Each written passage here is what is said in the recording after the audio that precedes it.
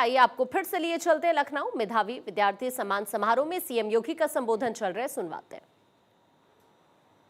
छात्र भी उसी प्रकार से फिर ये मान के चलते थे कि भाई जब अंत में ठेका होना ही होना है तो हम भी मेहनत क्यों करें, ये सब चलता था।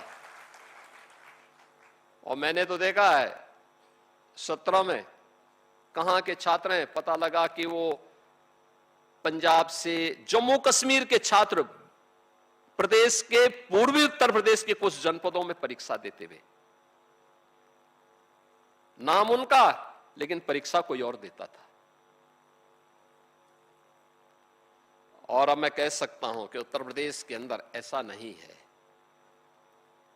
अब छात्र ही अपनी परीक्षा देगा, विद्यालय में शिक्षक भी हैं, शिक्षक ही पढ़ाएगा। अगर शासन से वह मानदेय ले रहा है तो वही शिक्षक पढ़ाएगा, उसके स्थान पर कोई प्रॉक्सी टीचर नहीं पढ़ाएगा। यह भी व्यवस्था सुनिश्चित की गई है। अनेक अभिनव प्रयास किए गए हैं और प्रयोग भी किए गए, नवाचार माध्यमिक शिक्षा के स्तर पर।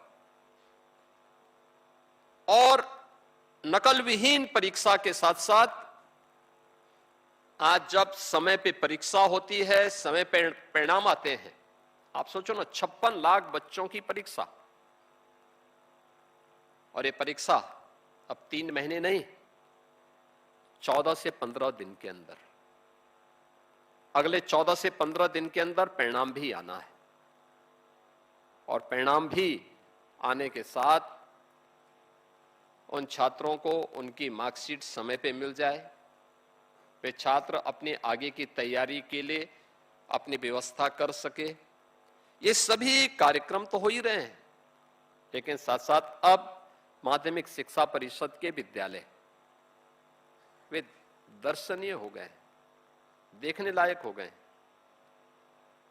गवर्नमेंट इंटर कॉलेजेज हों, गवर्नमेंट बालिका इंटर कॉलेजेज हों,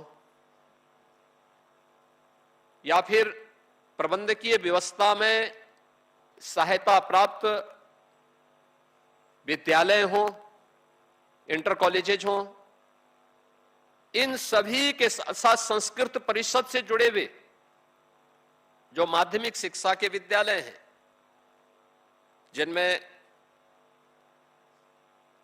पूर्व मध्यमा, उत्तर द्वितीय वर्ष और उत्तर मध्यमा से जुड़े हुए छात्रों को, या शास्त्री और आचार्य से जुड़े हुए छात्रों को संस्कृत का अध्ययन करने का अवसर प्राप्त होता है।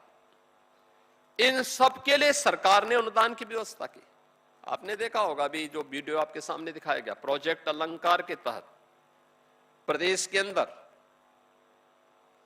1500 करोड़ रुपए से अधिक की धनराशि हमने केवल इन विद्यालयों के पुनरुद्धार के लिए उपलब्ध करवाई।